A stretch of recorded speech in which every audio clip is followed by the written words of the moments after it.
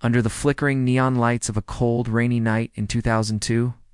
A story began that would eventually touch millions of hearts, but at that moment it didn't look like a beginning. It looked like a tragic end. In a neighborhood where shadows often hid things the world preferred to ignore, a police raid unfolded. They were looking for a dogfighting ring, a place where cruelty was a currency and mercy was non-existent. Among the chaos and the barking, the officers found something that made even the most hardened veterans turn away. It was a puppy, barely more than a few months old, huddled in a corner. He was a Dogo Argentino, a breed known for its strength and loyalty, but this little one was broken. His face was a roadmap of unimaginable pain. Half of his head was a mass of scar tissue and fresh wounds. He was missing an ear, and his jaw was smashed. He had been used as a bait dog, a creature meant to be attacked, to train other dogs to kill. He was discarded, left for dead in a cage that smelled of fear and damp concrete. When the authorities found him, they didn't think he would survive the trip to the hospital. He was bloodied, battered, and trembling, yet even in that state, something remarkable happened. As an officer reached out a gloved hand, the puppy didn't snarl, he didn't snap. He leaned his broken face into the palm of the man's hand and let out a soft, ragged breath. It was a plea for a kindness he had never known. He was rushed to the Ardmore Animal Hospital, an emergency facility in Pennsylvania that had seen it all. But when the staff saw this white puppy, the room went silent. Diane Lessie, the hospital administrator, looked at the mangled creature and felt a surge of pure, protective instinct. Most people would have seen a lost cause, a medical nightmare that would be kinder to put down. But as Diane looked into his one remaining good eye, she saw a spark. It wasn't the dull glaze of a dog that had given up. It was a bright, searching light. She knew then that they had to try. They had to fight for him because he had clearly been fighting for himself his entire life. The doctors worked through the night. They cleaned his wounds, reconstructed what they could of his shattered features, and marveled at his resilience. He was a miracle in the making, though he was still unrecognizable as a pet. He was a patchwork of stitches and gauze, a ghost of a dog. They began to call him Oogy, a name that started as a placeholder but soon became a badge of honor. To the staff, he wasn't a victim, he was a survivor. They watched as he took his first tentative steps down the sterile hallway, his tail giving a hesitant, experimental wag. He was a dog who had every reason to hate humanity, yet he seemed to be waiting for a reason to love us instead. The scars were deep, but the spirit beneath them was untouched, waiting for the light to finally break through the dark. The recovery of Oogy was not a sprint. It was a long, grueling marathon. For weeks, the Ardmore Animal Hospital became his sanctuary. The staff there didn't just provide medical care, they provided the first echoes of a family. Every time a vet tech walked by his kennel, they would offer a soft word or a gentle scratch behind his one good ear. And every time, Oogy responded with a grace that baffled everyone. How could a creature that had been treated with such calculated malice still find it in his heart to trust? It was as if his capacity for love was an ocean, and the cruelty he had faced was merely a stone thrown into its depth sinking, away while the surface remained calm and inviting. Dr. Bianco and the team performed surgery after surgery. They had to remove the dead tissue from the side of his face that had been literally torn away. They had to wire his jaw so he could eat. Through the haze of pain medication and the physical limitations of his body, Oogy began to show his true personality. He was a leaner. If you stood near him, he would press his heavy, muscular body against your legs, seeking the warmth of human contact. He was a dog who craved touch as much as he craved oxygen. He was becoming the hospital's mascot, a living testament to the fact that beauty is not found in symmetry or perfection, but in the strength to carry on. Despite his progress, the question of his future loomed large. A dog with his history and his appearance was a difficult candidate for adoption. In the early 2000s, there was still a massive stigma against tough breeds. Yet Oogy's scars told a story that many people found too difficult to look at. He looked like the violence he had escaped. People would see the missing ear and the lopsided face and assume he was dangerous. But Diane and the staff knew the truth. They knew he was a soul made of pure gold, trapped in a body that had been used as a punching bag. They began to pray for a special kind of person, someone who could look past the trauma and see the treasure. Oogy spent his days watching the front door of the clinic, his tail thumping against the floor whenever someone entered. He was waiting for something, though he didn't know what. He was learning that not all humans were monsters. He learned that hands could give treats instead of blows, and that voices could be soft instead of screaming. He was being prepared for a life he couldn't yet imagine. The hospital staff had saved his life, but they couldn't give him a home. He needed a pack. He needed a place where his scars wouldn't be a conversation piece, but just a part of who he was. As the weeks turned into months, Oogy's strength returned. His white coat began to shine, and the miracle of his survival was ready for its next chapter. The day that would change everything started with a tragedy of a different kind. Larry Levin and his two sons, Dan and Noah, were heading to the Ardmore Animal Hospital with heavy hearts. Their beloved family cat, a 19-year-old companion who had been with them through thick and thin, was at the end of her journey. It was a somber procession. The boys, 12 years old and full of the raw emotion that comes with losing a first pet, were devastated. They were going there to say goodbye, to do the kindest thing possible for an animal they loved, but the weight of the grief was suffocating. They expected to leave the hospital with an empty carrier and a hole in their lives. As they sat in the waiting room, the air thick with the clinical scent of antiseptic and the quiet murmurs of other pet owners, the door to the back area swung open. And out bounded a creature that looked like nothing they had ever seen. It was Oogy. He was on a leash, being walked by one of the assistants, but he wasn't just walking, he was vibrating with life. He had one ear, a face that looked like it had been carved out of marble and then weathered by a storm, and a massive muscular frame. He looked like a warrior, but his eyes were wide and filled with an almost comical level of joy. He saw the Levin family, and in true Oogy fashion, he didn't just walk up to them, he chose them. He moved toward the twins with a focused intensity. Larry watched, momentarily taken aback by the dog's appearance, but before he could say a word, Oogy had reached the boys. He didn't bark or jump, he simply leaned. He pressed his scarred face against Noah's knee and looked up, his tail whipping back and forth like a metronome.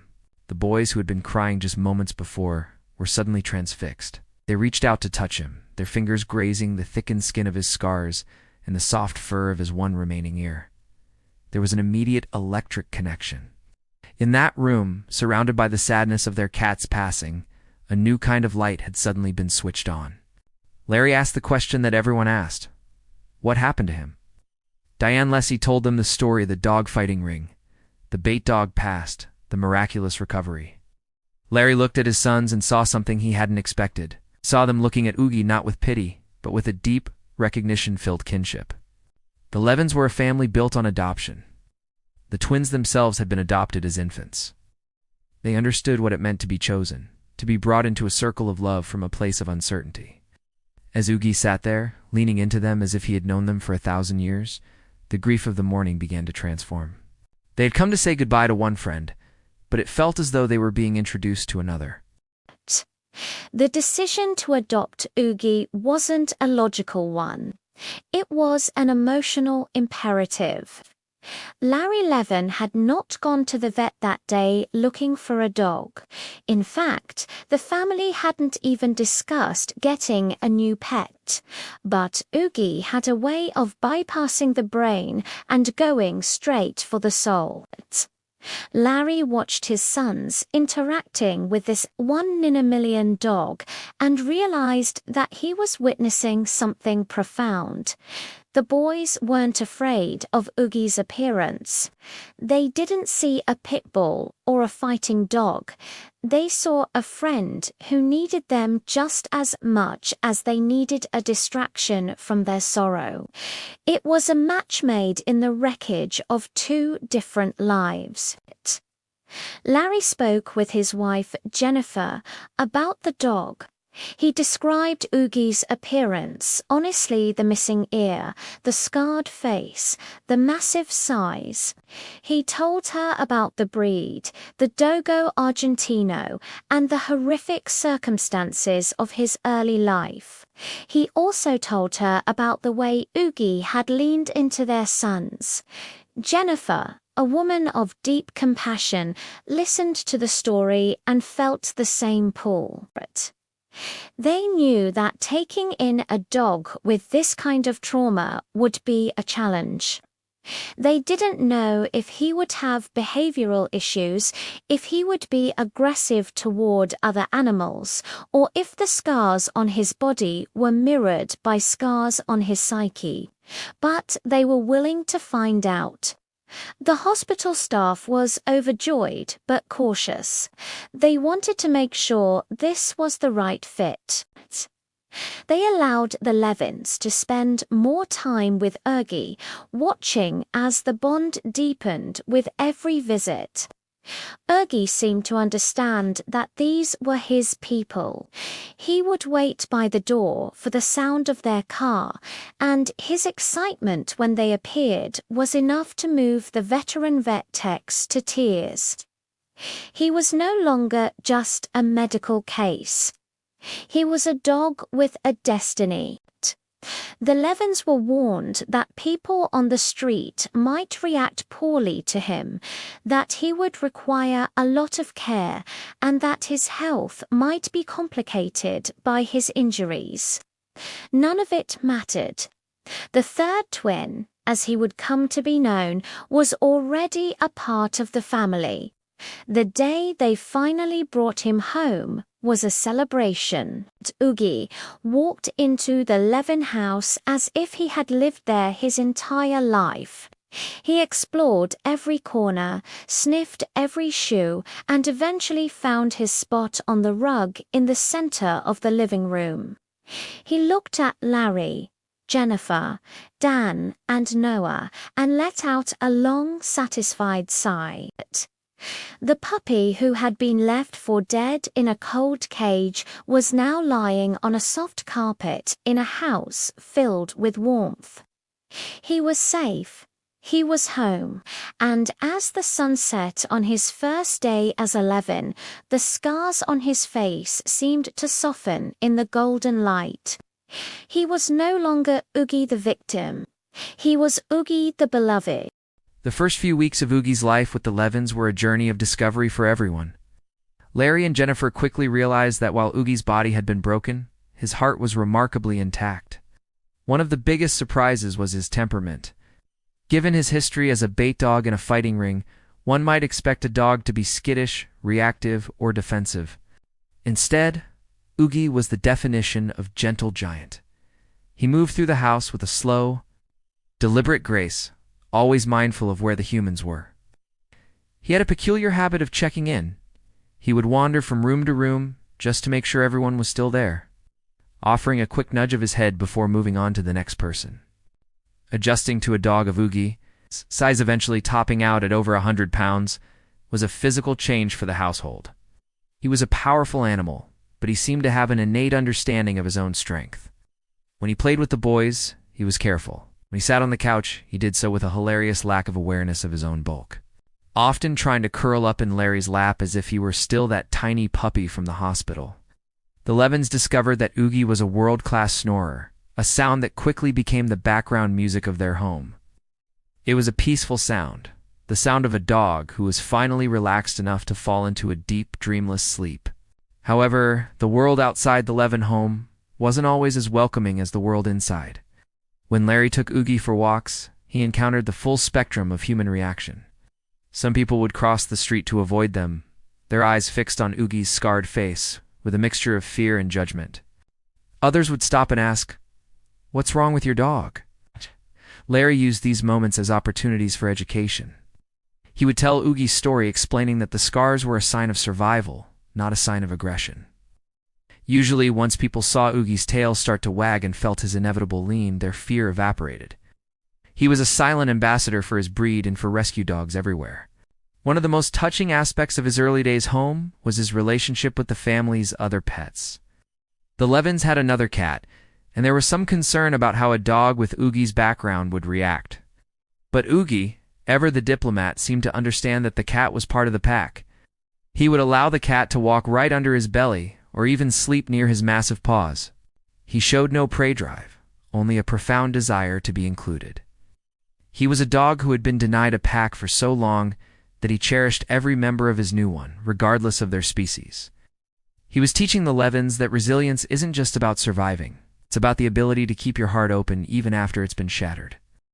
As Oogy matured from a rescued puppy into a massive, powerful adult, his personality only became more endearing. He was a Dogo Argentino, a breed designed for big game hunting. Yet his primary occupation in the Levin household was professional cuddler. He seemed to possess an emotional intelligence that was almost uncanny. If Jennifer was having a stressful day, Oogy would find her and sit on her feet, refusing to move until he felt her relax. If Larry was working late in his home office, Oogy would be under the desk, a heavy, warm presence that reminded Larry to take a break. He didn't just live in the house, he looked after the people in it. The nickname the third twin became more and more appropriate. Oogy followed Dan and Noah everywhere. When they were in the backyard playing, Oogy was the referee.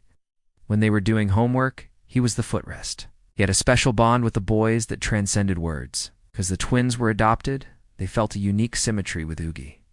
They had all come from different places to form this one cohesive unit. Oogy didn't care about genetics or bloodlines. He cared about the people who showed up for him every day. He was a living lesson for the boys about the true meaning of family, that it is built on choice, commitment, and unconditional love. Oogy's physical presence was imposing, but his spirit was almost ethereal. He had a way of looking at you with his one clear, dark eye that felt like he was seeing right through to your core.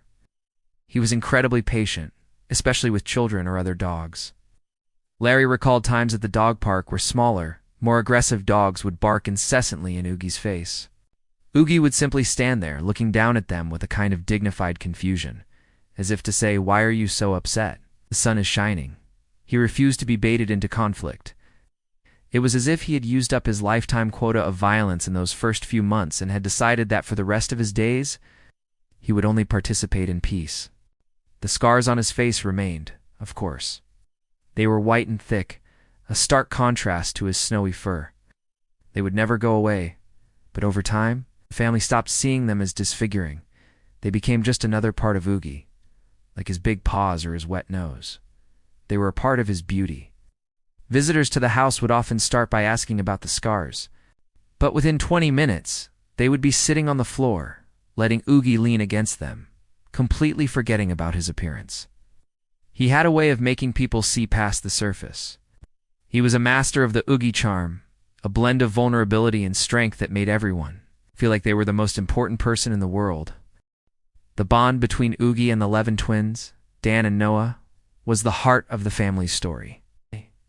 As the boys navigated the complexities of adolescence, the shifts in identity, the pressures of school, and the inevitable growing pains, Oogy was their constant.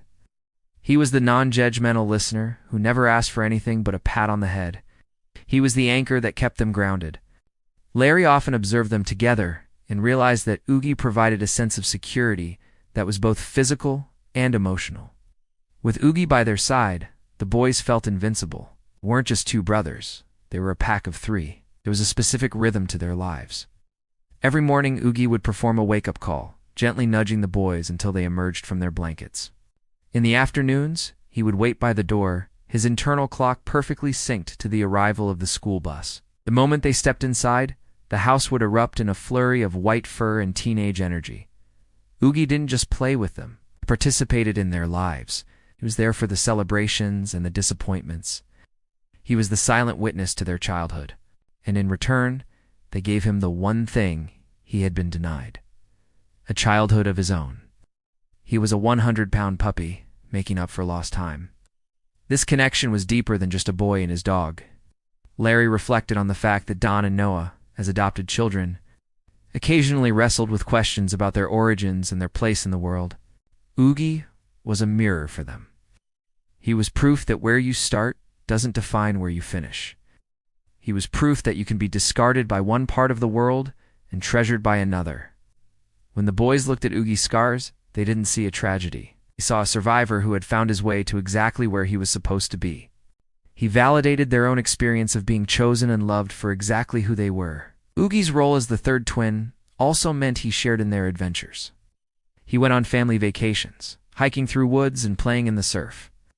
He was a surprisingly good traveler, content to sit in the back of the SUV as long as he could rest his chin on someone's shoulder. He became a fixture in their community, known by name by the neighbors and the local shopkeepers. People would see the three of them, the two boys, and the big white dog, and smile. They were a symbol of a modern, blended, beautiful family. Oogy had found his pack, and in doing so, he had helped his pack find themselves. The miracle of his second chance was now fully woven into the fabric of their lives. As Oogy grew older, his story began to spread beyond the walls of the Levin home. What started as a local tale of a rescued dog became a national phenomenon. People were captivated by the dog with the broken face, who had so much love to give. Larry eventually wrote a book about their journey, and Oogy found himself in the spotlight. He appeared on television shows, including a memorable segment on Oprah, and his image was shared across the early internet. But through all the attention, Oogy remained exactly who he was, a dog who just wanted to lean on you. He was unimpressed by fame, but he was very impressed by extra treats. The public reaction to Oogy was a fascinating study in human nature. While many were moved to tears by his story, there were still those who couldn't get past his appearance or his breed. Larry used the platform to advocate for pity dogs and the so-called dangerous breeds, proving that behavior is a result of treatment, not just genetics. Oogy was the ultimate proof of this. He had been bred and trained for violence, yet he chose kindness every single day. He became a symbol for the underdog, for the broken and the discarded. He showed the world that a scar is just a story of a wound that healed, and that there is a specific rugged beauty in survival. One of the most powerful impacts Oogy had was on people who were struggling with their own scars. Whether physical or emotional, Larry received letters from veterans, from survivors of trauma, and from people living with disfigurements. They told him that seeing Oogy's happy, lopsided face gave them hope. If a dog who had been through such hell could still wag his tail and trust the world, then maybe they could too. Oogy became an accidental therapist, a four-legged beacon of resilience. He didn't have to do anything but exist to make people feel better. His presence was a quiet, powerful argument against giving up. Inside the home, the fame didn't change a thing. Oogy still had his favorite spot on the rug, he still snored like a freight train, and he still considered it his personal mission to make sure no shoe was left unsniffed. He was aging, his muzzle turning even whiter, and the surgeries of his youth began to take a toll on his joints. But his spirit remained undimmed. He moved a little slower, but his lean was just as heavy and just as full of love. He had lived a life that was supposed to end in a blood-soaked cage, and instead, he was a beloved icon. He had gone beyond his scars to become something truly legendary. In his later years, Oogy became a senior statesman of the dog world. He was a bit stiffer in the mornings, and his once boisterous gallops in the backyard had become steady, dignified trots. But his role in the family had never been more vital. As Dan and Noah grew into young men and prepared to head off to college, Oogy was the bridge between their childhood and their future. He was the living memory of that rainy day at the vet, the day their family had transformed. The boys knew that no matter where they went in the world, they had a white, one-eared guardian waiting for them at home. The lessons Oogy taught the Levins were cumulative. He taught them about the elasticity of the heart. He taught them that trauma can be managed, that the past doesn't have to be a prison, and that love is the most powerful rehabilitative tool in existence. Larry looked back on the decade they had shared with Oogy and realized that while they had saved Oogy, Oogy had, in many ways, saved them. He had brought a level of perspective to their lives that was irreplaceable. When things felt difficult or stressful, one look at Oogy's scarred, peaceful face was enough to remind them of what truly mattered. Oogy's health eventually began to decline, as it does for all large breeds. He faced his aging with the same quiet dignity he had shown as a puppy. He didn't complain. He just sought more leans and more quiet moments with his people. The Ardmore Animal Hospital, the place where his life had been saved, continued to be a part of his story, providing him with the care he needed to stay comfortable. The staff there still treated him like royalty. To them, he was the great success story, the one who beat the odds and showed them why they did the hard work they did. He was their miracle too. As the end drew nearer, the Levins made sure Oogy's days were filled with his favorite things: soft beds, sunbeams, and the constant presence of his pack. They knew the time was coming to say goodbye, a prospect that was heartbreaking but also filled with a strange kind of peace. Oogy had lived a full, rich life, a life that was never supposed to happen. Every day they had with him was a bonus, a gift from the universe. He had transformed from a bait dog into a beloved son, a third twin, and a national symbol of hope. He had finished his race with his head held high and his tail still wagging. Chapter 10.